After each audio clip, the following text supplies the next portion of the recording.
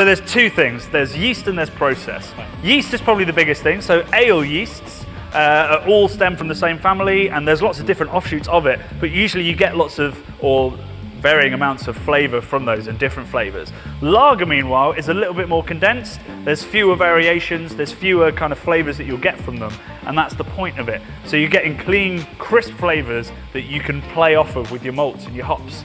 And the word lager literally comes from the German lagern, which means to store. Yeah. So that's the other big difference. Yeah, exactly. So while ale yeast are kicking out lots of delicious flavours and you want them, lager, at the start, it kicks out lots of flavours that you don't necessarily want. Things like you can get sulphurs, you can get all kinds of different fruity esters.